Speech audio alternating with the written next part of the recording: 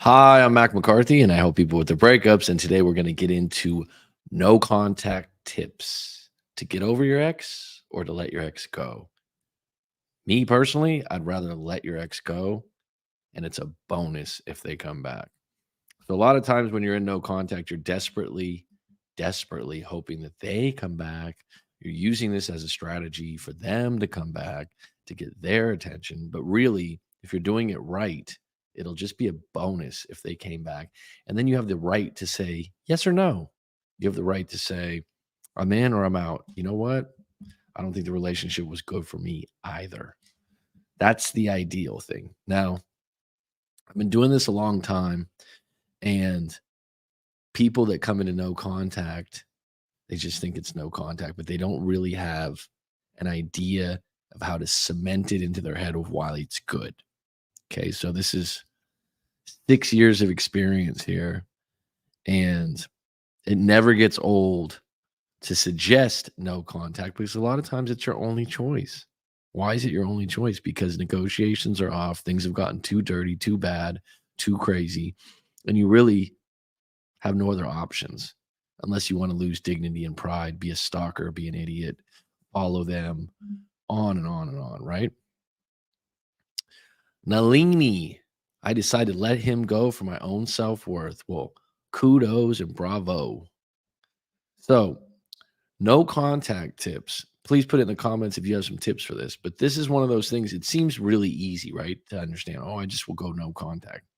But what's difficult about it is if you've been with that person for years, months, decades, going no contact's extremely difficult, almost like an addiction in the sense that you're going to be immediately triggered for reasons to contact that person, especially when things are going really good. Maybe you got a raise at work. You're like, oh, this is where I would usually contact my girlfriend. So I remember years back when I was in a bad breakup, it's like 15 years ago, my worst breakup. And I remember just thinking, I was about to get a really big commission. And I was sad. I was upset because I was like, I would take my girlfriend out. I want to call her up. Now, this isn't one of those things where it's like you go and call them up. But these tips that I'm going to give you really quick are actually ways that you can dig in on no contact. Because if you're going to go no contact, you got to go all in. And a lot of people don't go all in. They basically lie to themselves. So I'm gonna break this down. Please, Rye Flint, Rob IS, welcome. Always good to see you, my friend. It's been a while. I am officially back on deck, feeling great, feeling wonderful. There's gonna be a lot more live streams. It was a tough December. I'll just say that. But that's what makes you stronger. So let's get into it. So know why you're doing it, build a case. So you'll hear me say this a lot. Know why you're doing the no contact. So, for example, did they do something really bad to you? They broke up with you. They're not listening to you. They're seeing someone else. Build a case. Write it all down. Write your reasons for no contact. It shouldn't just be, oh, I want to get them back. There should be multiple reasons. A lot of times you're at a point when you're in a relationship with your girlfriend, your boyfriend, your husband, your wife, what have you, your partner. If you're in those cases, you know why you're in that relationship. You know why you have the right to talk to each other. But this is completely foreign when you go into no contact. You're like, why are we not talking again? Oh, it's just to get you back. No, write down your personal specific reasons. So, for example, that breakup that I had years back, if I was going to say why I did no contact and stuck to it, and by the way, there was no videos on YouTube at that time, 14, 15 years ago, about no contact. I just did it because this is the reason. We weren't going to get back together anytime soon. We were together 4.5, 5 years, and we never broke up. We never weren't living together. So that right there made it officially something that was not normal, not something we would do. And I didn't do no contact to get her back. I did it more to get myself back on deck, but I also to have my dignity and my pride because I had kind of broken up with her. I'd given an ultimatum and she said no. So she was drinking a lot at that time, a lot, and that wasn't part of who she was when we started our relationship, and I knew it wasn't going to get better.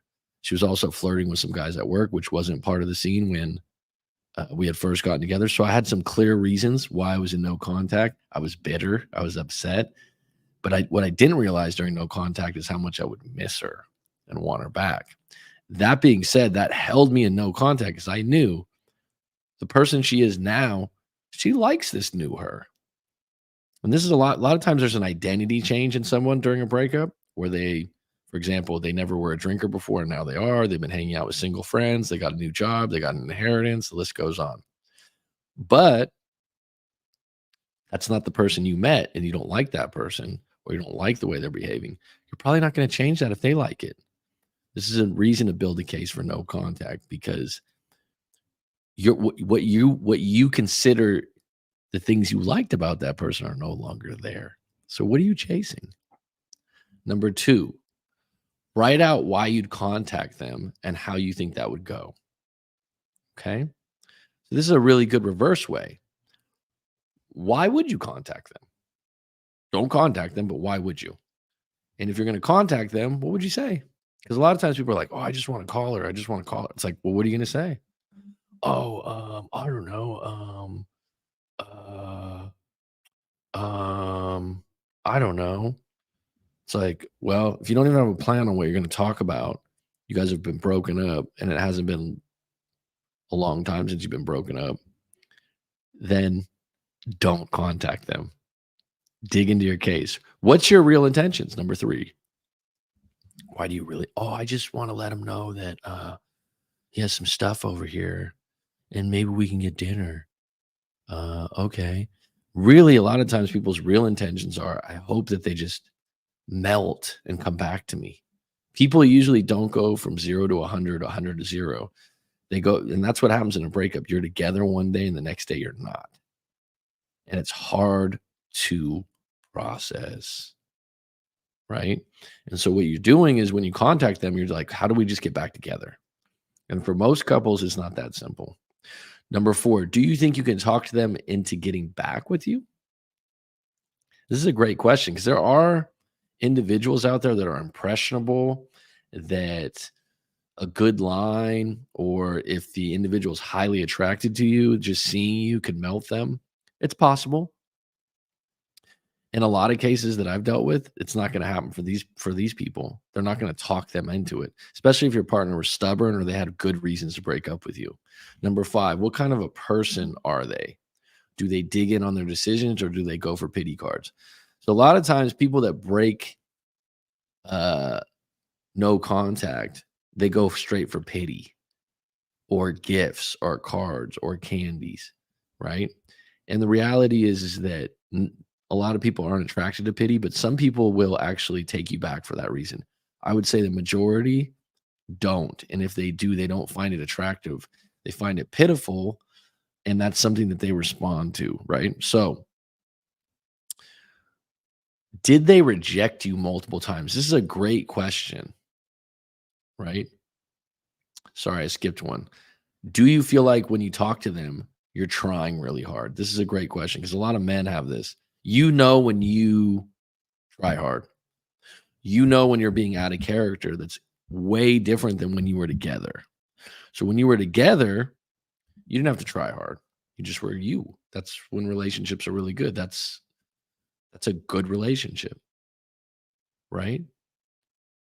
So when you get back into uh getting back together and you're suddenly trying, it's like you got demoted. It's like you went from the boss to the guy that stocks the shelves. And you're like, "Oh, can I be the boss again?" It's like, "No, you were demoted for a reason." It's like, "No, you were fired for a reason." I said this recently to someone. I said, if you got fired from a job, so you get fired from your job, you worked there for a year, 2 years, 3 years, whatever. You get fired from the job. You thought you did pretty good at the job, or you thought you did pretty bad. Whatever it is, you got fired. Most people don't cry and beg for their jobs back. If you see those people cry and beg for their jobs back, you feel sorry for them sometimes. And maybe they're like, "Oh, I have money issues, I have this." But the person built a case for why they fired you. Now, here's the crazy thing. If you leave that place, you go to other places, you get another job, you stay at home, whatever you do, there's a possibility that boss or that job could call you back in a month, 2 months, 3 months and go, you know what? We were wrong. You're really good at your job. We appreciate you. We're actually going to give you a raise. Does that happen a lot? I don't know what the percentages would be. I haven't done a study on it. But the reality is that would be a better outcome than you being pitiful, weak, needy, and undignified and begging for your job back, right? Look, has anyone been fired that's on the live stream right now from a job? I have, right? And it doesn't feel good. It's especially okay when you know the reasons, but at the same time, it's like, I can get another job. I'm upset, I'm pissed off, but I would not beg for my job back. Would you do that? Did they reject you multiple times? This is a really good question. Did they reject you multiple times? If they rejected you multiple times and you're still trying, what part don't you get? The fact that they rejected you multiple times to get back together means that anything and everything that you're doing is not working. So what's the alternative to no contact? Right? These are the type of people that get restraining orders. Um, people start telling their friends, wow, so and so really lost it. You going back to someone who keeps rejecting you is actually going to repel you farther and farther from them.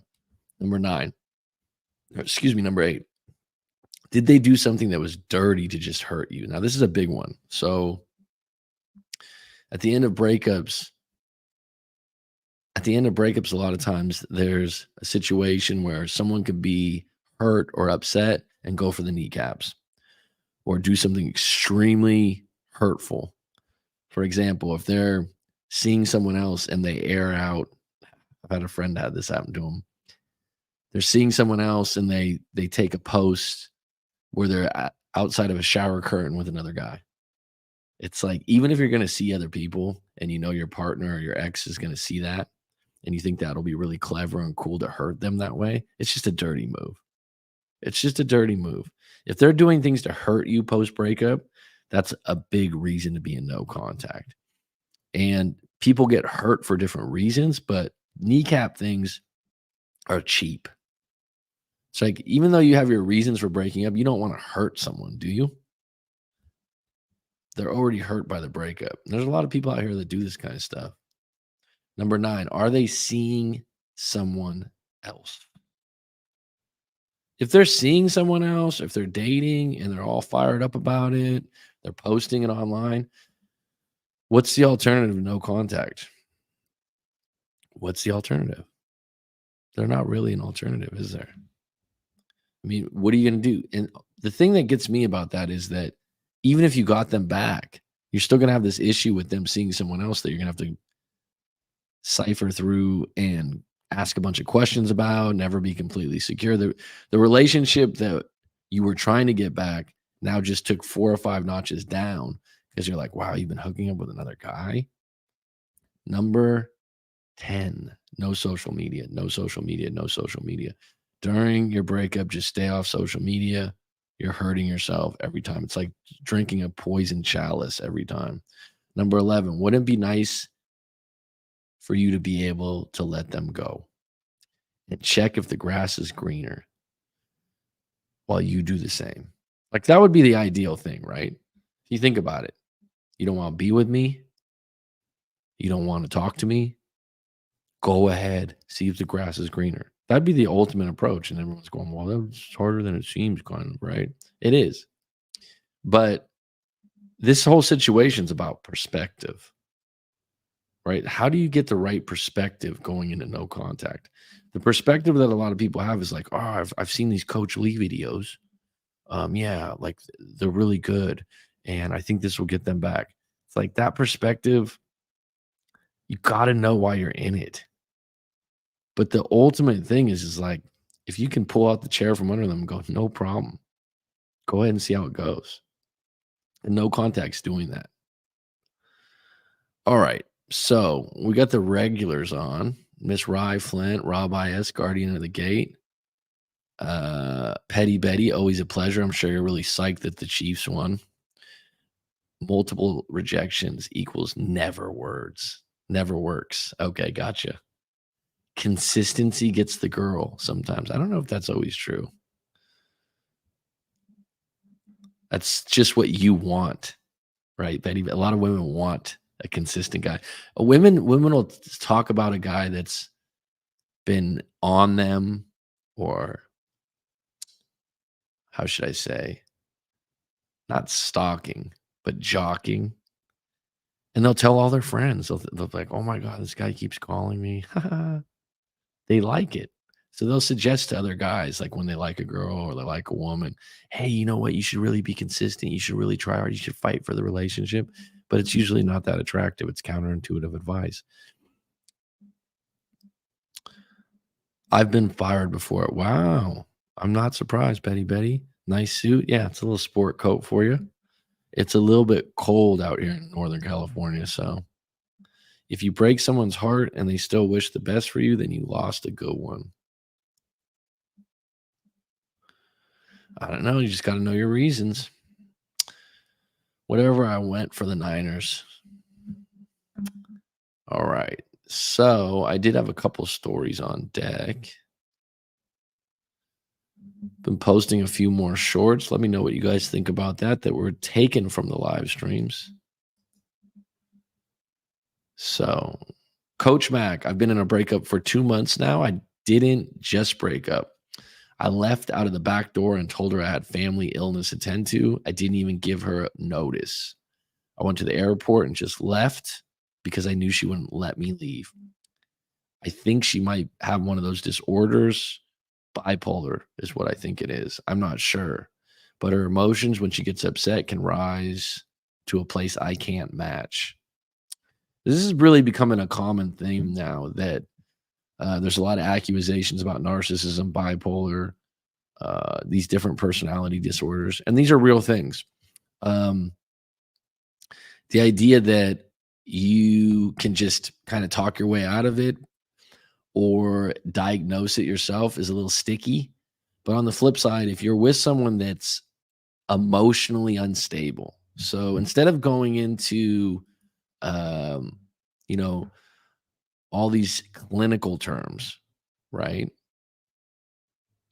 All these clinical terms, which are real things and useful. And you're not going to be the one to diagnose them correctly because you're biased, right? You want to believe what you want to believe. So on the flip side, if someone's emotionally unstable, that means that their emotions can go 0 to 100 real quick. They blame you for things, are highly manipulative, whatever it is, right? You know a crazy relationship when you're in it. You got to get out.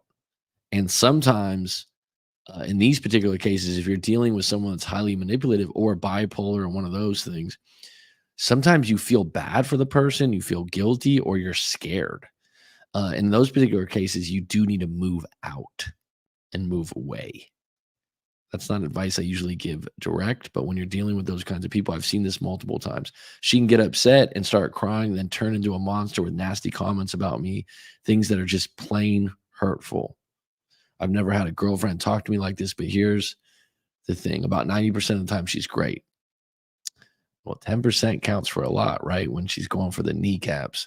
Specifically, she gets jealous of not only other women talking to me, but my friends too. Well, I don't know if that's bipolar or just a jealous woman. She's even somehow made me stop talking to some of my good friends because I just didn't want to deal with the issues and angers over it after. So that's a big deal when you got friendships that are getting controlled by your girlfriend and you somehow believe you have no control. That's a high level of manipulation. Now that I got away from her, I do miss her sometimes, and I think to myself, maybe I did some things wrong here. But then I come back that I did the right thing. There were moments where I just wasn't myself in the way I'd give into her, or have to deal with her levels of crazy stuff. Well, this is completely natural. Anytime you break up, any under 90% of the circumstances, you're going to go back and you're going to go, "Ah, I miss her. Oh, there was some good things." So this is completely natural because if you were with someone for a year, 2 years, 3 years, lived together, had intimacy, there's going to be some good times, right? So you're going to, when you're looking back over that relationship, you're going to have some moments. The reality is, though, if you had to leave and you're accusing that individual of bipolar or not being able to talk to your friends, those are reasons to break up and stay broken up. Now that I got away from her, I do miss her sometimes. Okay, I did the right thing. There were moments where I just wasn't myself in the way I'd give into her or I have to deal with her levels of crazy stuff. Now I'm wondering, what's your take on staying in no contact with someone you know you'll never go back to, but every once in a while you get an itch to call her and you think maybe I did some things wrong. Maybe I can change things. Well, you can change things. So if the problem's with you, for example, um, you had money issues and now you're, making really good money. Well, the problem's solved. If the problem's with them, and like in this case where you're saying that she's got jealousy issues, she's emotionally unstable, um, the problems are with her. And the thing about emotional instability, it's not one of those things where someone can just go get therapy for a couple months and they're fine. Jealousy is not one of those things that wears out of people in a relationship. I haven't dealt with that a lot. I've had one girlfriend in the past that was highly jealous at times, and they can say sorry, they can come to their senses, but I think it's just one of those ingrained things from their childhood, whatever happened with their parents or a past relationship, but it's not one of those things that can get really strained out. And they'll try too. They'll be like, "Oh, I know I overreacted. I know this," but it'll always come back to the surface. And so there's always going to be things in relationships that you're in that you don't like about the person, but you can deal with, right? Individuals that are highly jealous, it's exhausting.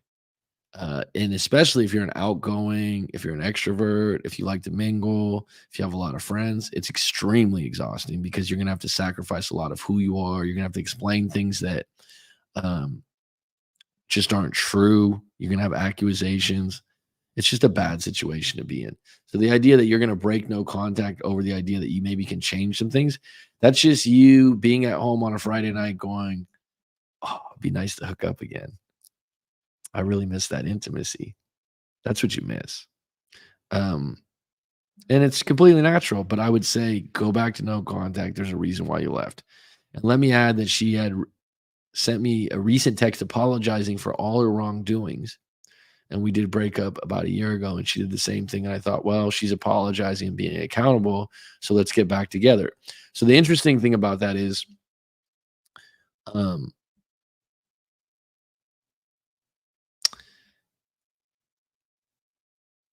if someone's done it before, they're liable to do it again. So if she got away with saying sorry and getting out of it, so like sorry counts, apologies count, reasons for apologies count. If someone just uses that as a get out of jail free card and they know that it works on you, every time that they do something wrong, they'll just go, "I'm sorry. I'm sorry. I know I did something wrong."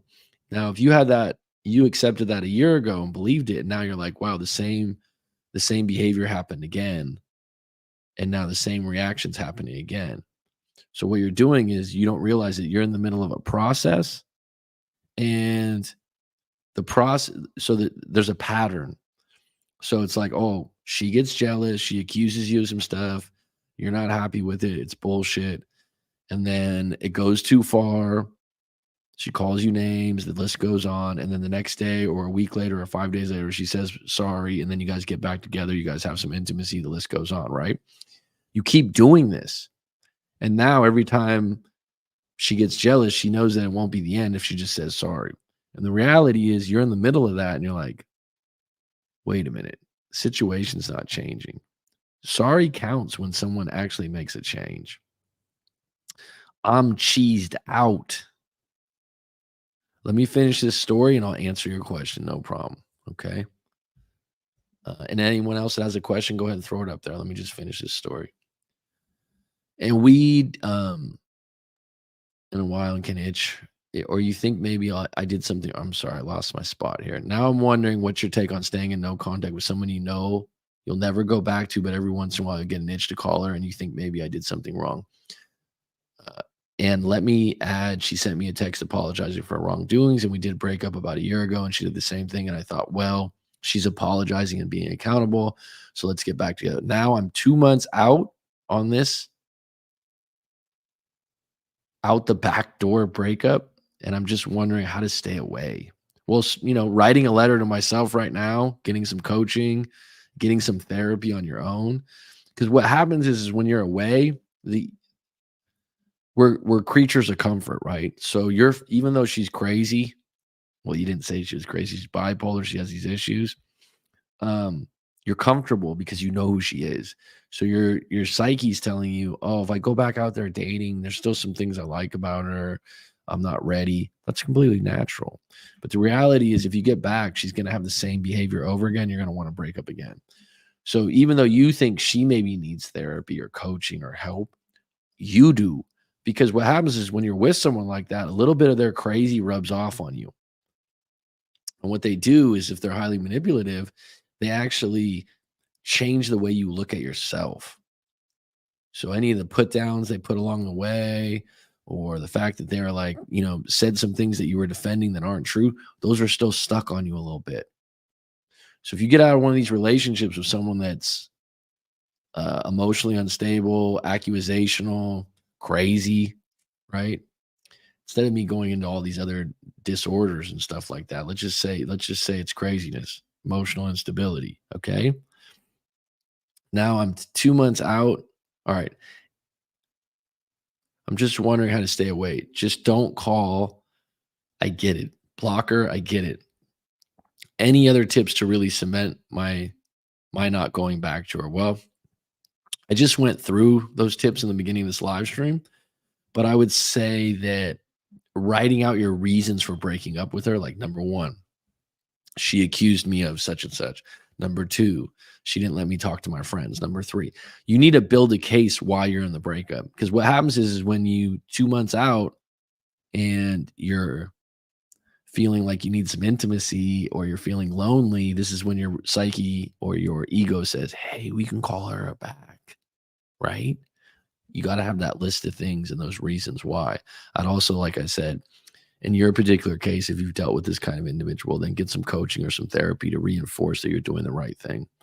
It's almost like when I quit cigarettes 10 years ago, I just kept looking for reasons to smoke. But in the end, I overcame it with the idea that my uncle had died of lung cancer. I just didn't want to be that person. So do you need to find better reasons or reasons? Yeah, exactly. I mean, you're not going to find another uncle that died of a bad breakup, probably. But on the flip side, you could find story. You can look. This is why I tell people to write out their story. So when they write out their breakup story, all the drama, all the crap, and you're leaving some stuff out, because when I do private sessions, people have much longer stories. We can go through all that, and then you're more aware of why you broke up. The reality is love is a little bit thicker and deeper for different people. So this kind of stuff takes time, right? And I'm sure even though you stayed strong about the cigarettes, I'm sure the first month, 2 months, 3 months, 6 months were hard. Changing your environment helped too. So that's another thing about no contact. If you're with someone like this, you being able to be officially away from them, different house, different neighborhood, different jobs, different sets of friends, if possible, really helps. If you have the same friends, if you live in the same community, if you go to the same college, you go live in the same city, it's tougher because you have triggers every time you go to these places. Can that be overcome? Yeah, it can be. It just makes it harder. What's your take on this? I know this woman is bad for me. So read that again. I left her for all the right reasons, yet I'm still tempted to revisit things. And I know if she ever gets me alone in the bedroom, I'll just melt back into this with one or two good orgasms. Any other actions I could take? Well, it's the actions you're not taking that are going to save you. So everything's a trade-off. So the idea that she gives really good intimacy to you, which is probably why you stayed in it, and a lot of the crazies do. That's what you just basically subliminally, you just told me that that's what's making you think that you might come back. So again, if you're able to move out of the area or live in a different spot and stay away from that individual, that will melt away, and it will take time. It'll take a lot of time. I would recommend that you book a live coaching session with myself. If you don't find it useful or helpful, I'll give your money back.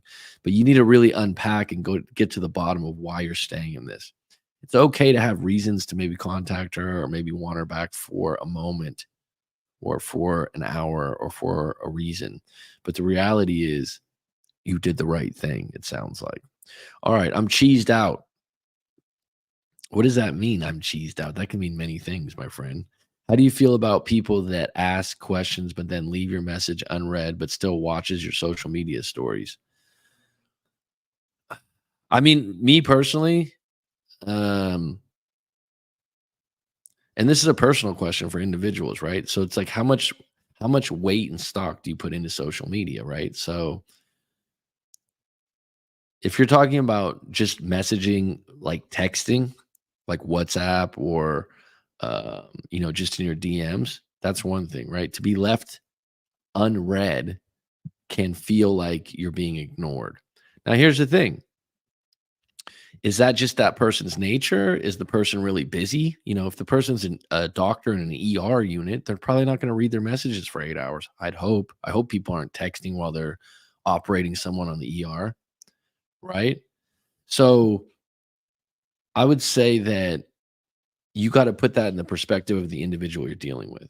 Okay. So, number one, um, are they really busy? Like I had a client before uh, where he was constantly complaining about this, but the girl had 2 kids. I think she had multiple relatives living in the house. She had 2 jobs. She was busy, right? So there are moments where someone can just be busy.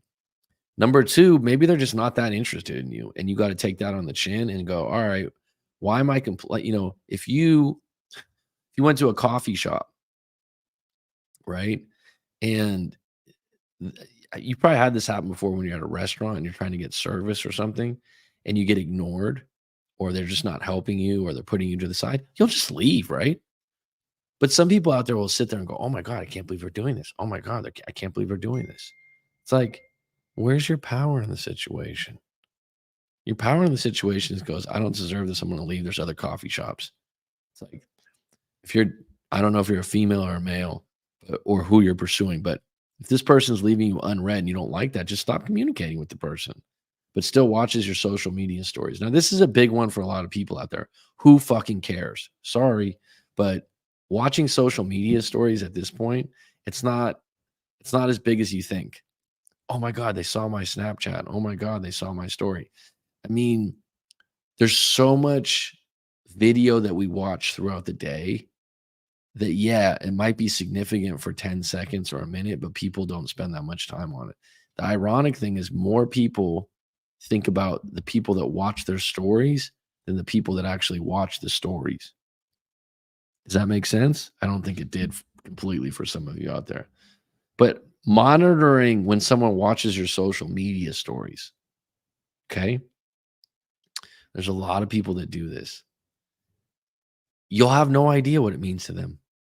Because literally, there's some people, I've watched it, right? They just sit there and they watch shorts for 3 hours while they eat fucking cereal. It doesn't mean that much to them. Right now, I just started putting up more shorts, right? And a former client of mine, former meaning that he's fully recovered from his breakup, is doing these really cool reels, right? And for 30 seconds, 40 seconds from old live streams. And they're getting a lot of views, like 300 in a day, 500 in a day, whatever. But there's no comments on them because right now, YouTube and social media has changed. And correct me if I'm wrong. People are just looking for the next video, next video, next video, next video. It takes a lot for someone to make a comment now. Liking a video or liking something is extremely easy. So what I'm saying is the game's changed, right? I like to change my environment every now and then so I don't feel stuck. Well, good for you, petty petty. Good for you. This person left messages unread for a week, but was watching my stories. They're just a regular 9 to 5 person. So why are you getting? Is this person your girlfriend, boyfriend? Is this someone you're pursuing? Why do you care that much? If someone I've dated women before that left me unread or read, and it's just a sign to me that there's either a disinterest, it's not happening. Maybe they're not ready to talk. I've had them explain it later on, but I never take it fucking personal. Why would you take it personal? Oh, why are you doing this? Why are they doing this to me? It's like, whatever. You want to leave me unread? We'll just not communicate anymore. Right? Why are we making it difficult? If you're like, well, I know they kind of like me. Well, if that's the way they operate on liking someone, I don't want them to like me. I'm not a doctor, but when I'm with a client, I don't use my iPhone or I watch text or talk.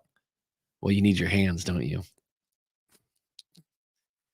What's Riflin says true. Maybe we're watching your stories as in replying to your messages. Well, my viewpoint is that I felt it was evasive that they would want to keep tabs on me on social media, not continue a convo. So who cares though? Why would that? What does evasive even mean? Invasive. What does that even mean? Let's look up I know what it means, but let me just look up the definition in invasive because I want to know exactly what it means. Let's see. Tending to spread prolifically and undesirably or harmfully. No, that's not what you meant. Involving the introduction of instruments to other objects is not what you meant. Tending to intrude on a person's thoughts or privacy. Did they intrude on your thoughts or privacy? When someone goes to watch one of your stories or what's going on, it's not that big a deal.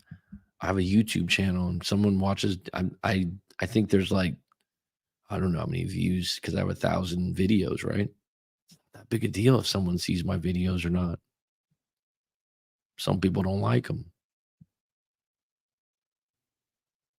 So what does evasive mean to you and why does it hurt? Why does it bother you?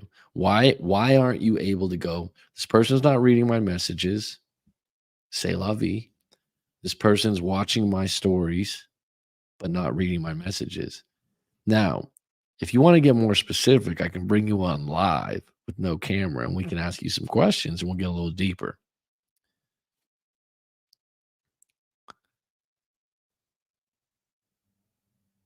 You watch some of my videos over again? Well, thank you. That's very kind of you. I miss the days when you had no idea what anyone else was doing unless you spoke to them. I really don't, me personally, maybe it's just my age. I really don't go on social media very often. I have an Instagram, but I haven't touched TikTok yet. Uh, I know it's good for business, for coaching, but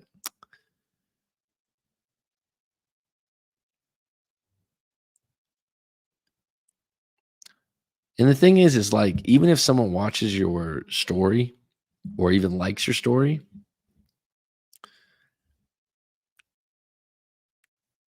they're watching 10 a lot of these people are watching, I don't know, 100 videos a day.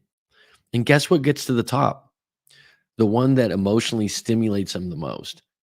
So even me right now, right? If I go to YouTube and YouTube just has a like a random search, some of the stuff I'll click on is like some guy goes to the ghetto and he starts a fight and you're like, is this guy getting his ass kicked? I mean, it's in 1 minute, there's so much action going on. You think someone's gonna pull a gun. And that's what's out there, right? Pranks, um, cat videos where the cat can do trick. I mean, there's so much competition out there on videos to get people's attention. Um, I guess my point is that I don't want them to know what's going on in my life. Well, then block them. You're sitting in the jail cell with the key, my friend. Like they shouldn't get to know if they don't want to even continue a convo where they invited me over to their place. Well, that's the thing. Did they invite you to their place? Or are you making that as an example of something that's unrelated to what you're talking about? If you don't want them, you have power, just block them. And that's the whole point of social media is you have a lot of people that don't want to get to know you that just comment. To give background, this person has tried to get with me for years and I was lukewarm. Now that I started a convo and more they started backpedaling, I did block them. Good for you.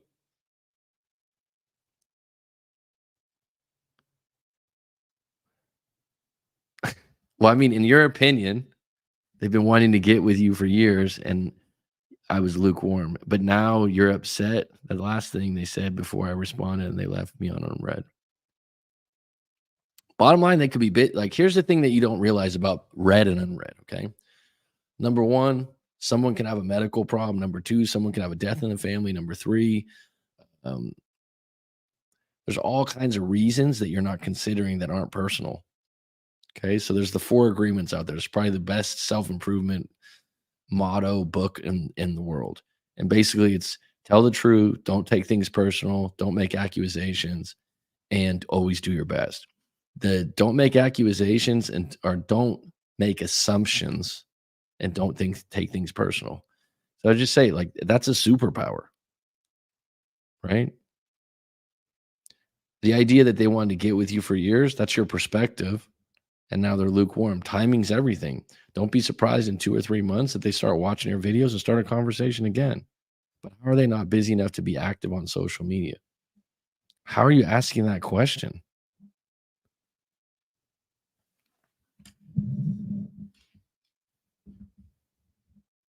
Why is it important to you?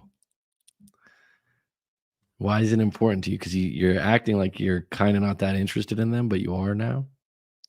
So why is it important that this gets explained to you? I'll tell you why. Because it's called an open loop in psychology. It's a cliffhanger. You're trying to figure this out. Just let it go. They're not interested right now. The hot dog stand's closed.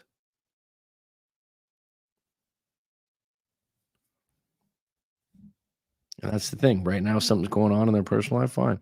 But there's a lot of people that are just social media addicts. So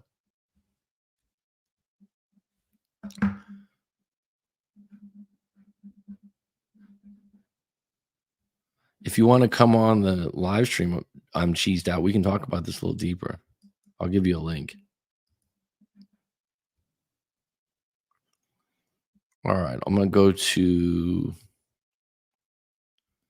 I got one more story. Hey, coach, I got a situationship here where I've broken up with my girlfriend about 2 months ago. It was sudden move and I just left the premises. She started to do some things that were just over the top.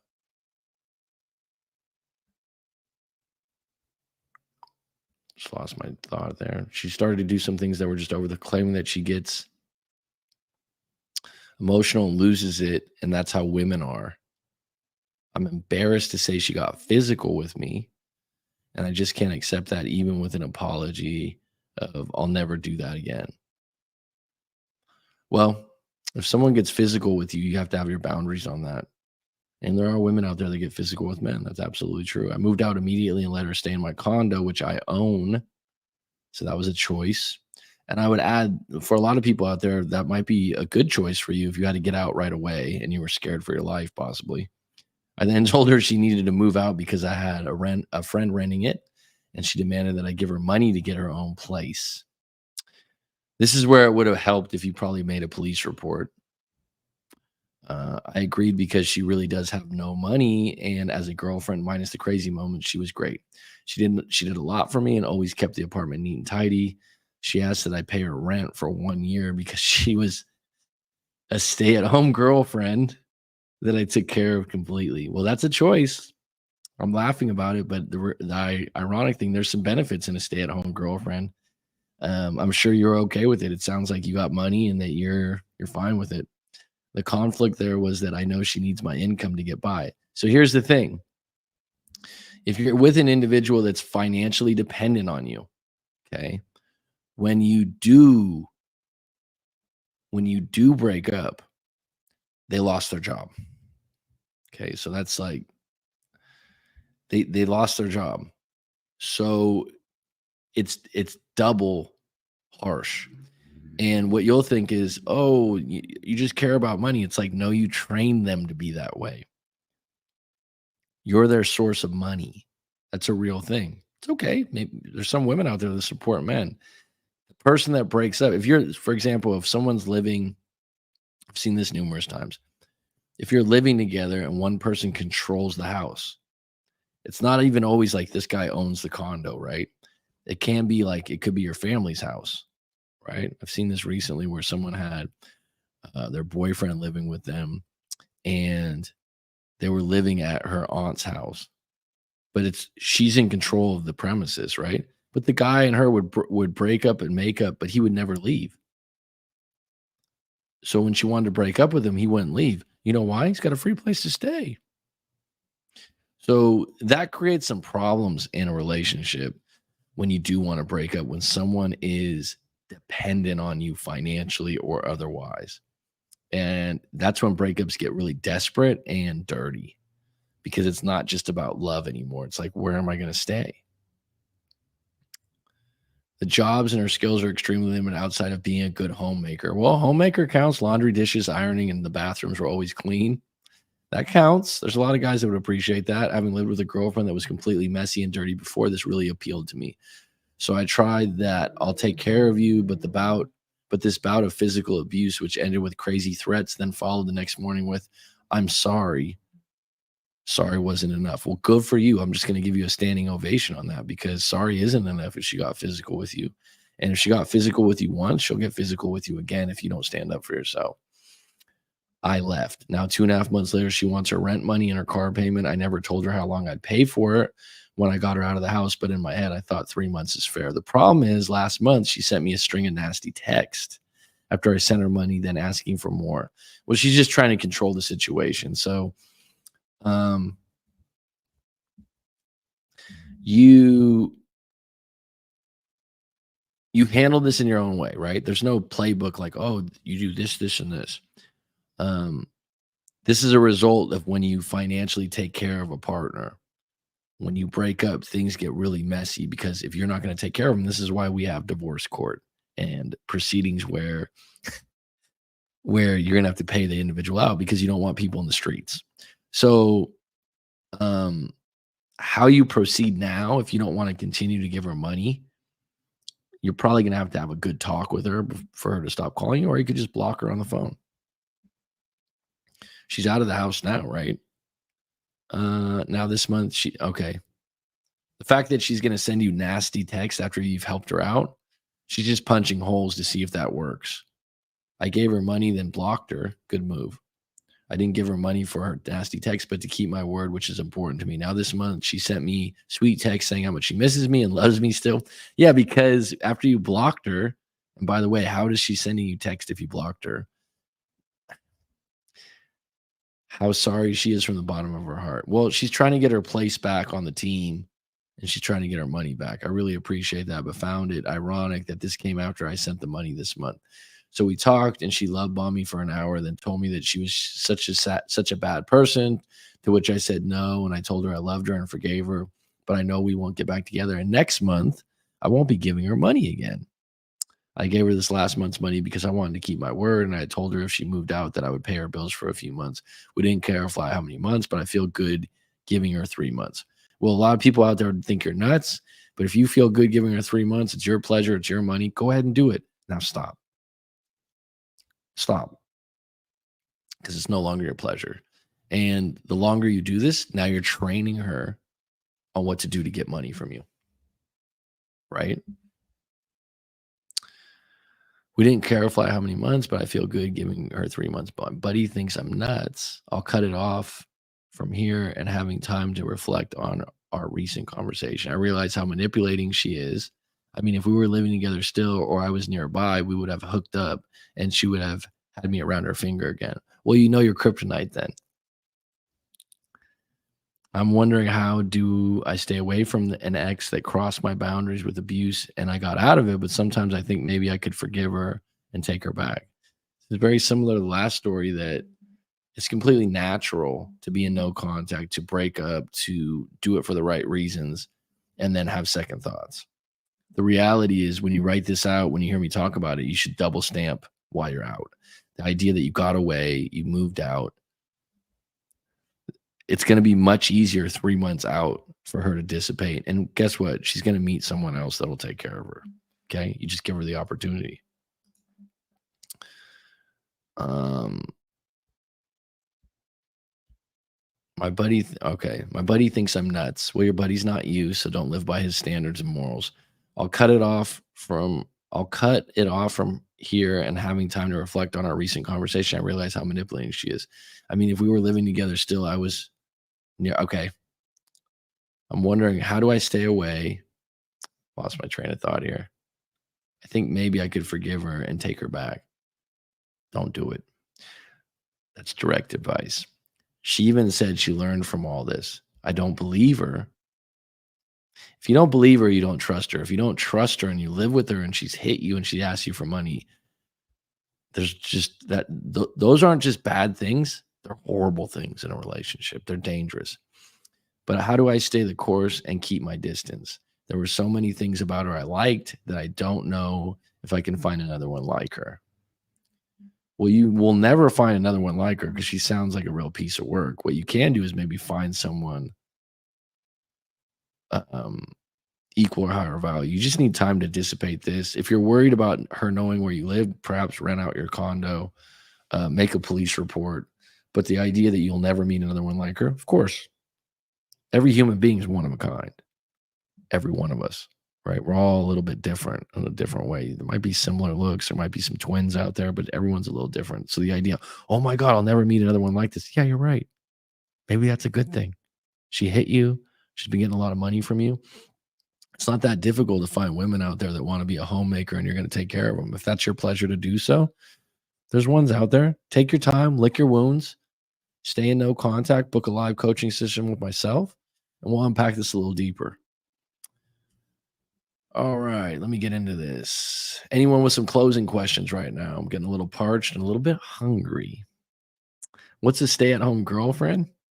Just means she doesn't work and they don't have kids. So a homemaker would be, in my book, probably someone that takes care of the kids. In this particular case, it's just a single woman that um, is just home and available. I can't. I'm so shy. I need to warm up to this. Okay, well, we don't have time for you to warm up. If you want to book a live coaching session, we can get deeper. She was abusive too. Rye Flint, direct advice, blocker, curtains. Can you put a voice changer on me if I call in? No. Sorry. You could change your voice.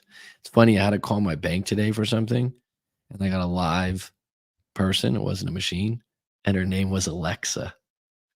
I said, you must get a lot of silly jokes about that. She goes, you have no clue. Can voice changer such as the one that allows you to use Snoop Dogg voice? Rare someone like that would change.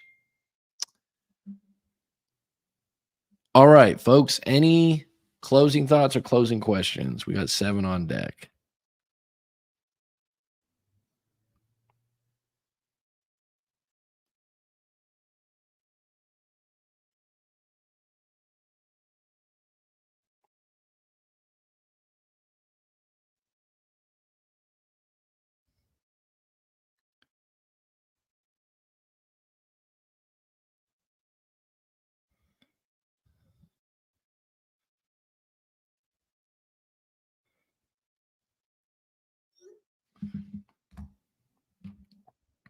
Thanks, Rye Flint. It's been good. What are you going to eat, Mac? I'm not sure yet. That's a good question, but I'm hungry.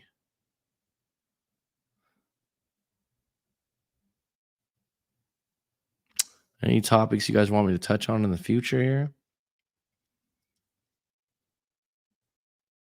Closing thoughts are basically be indifferent to uncertainty, shut it down. I mean, if it's, I'm cheesed out. How old are you, if I may ask?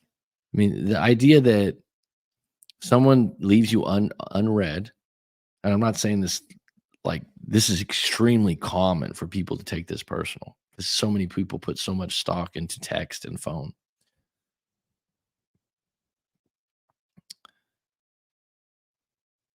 Yeah, walk away. There's no reason to stay in this. And by the way, she could come back if she had lukewarm feelings for you before, whatever that means.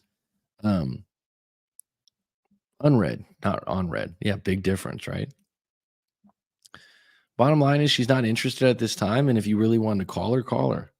Oh, we don't call. I only text. Okay, go ahead and do that. It's fine. But bottom line is that if you're not willing to call her or make another, like, were you texting her to like go do things, or were you texting her things like, "Hey, how have you been?" Women get annoyed with that stuff. I've heard that from countless women.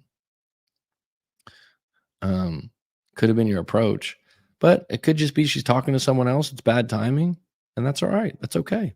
That's fine. Don't take it personal. I wouldn't say be indifferent. Don't take it personal, right? Being indifferent means that you have to put on an act because you're not indifferent. You're like, why'd they do this? You're trying to figure out why. Instead of trying to figure out why, just be okay with the idea that, well, if you want to put a story to it, because you need to put a story to it, put this story to it. Wow, they must be busy. There must be something going on. A confident image will be like, wow, they might not be interested, but that's okay. Cool. If if they're checking your stories, so what? So do a lot of other people that are random, right? I'm sure you have people on there checking your stories that aren't even people you know directly. So that's not a big deal. And if you cut off contact, but my question would be, what are you texting that's being unread? Maybe that's for another time, another episode, because might not be interested. But if the person's not interested, it's like, all right, fine, cool, no problem, no sweat off my balls, as you'd like to say, right? Are you a male or a female? That's a big question, Betty. Wow. Yeah, this was fun to get back on deck here. All right.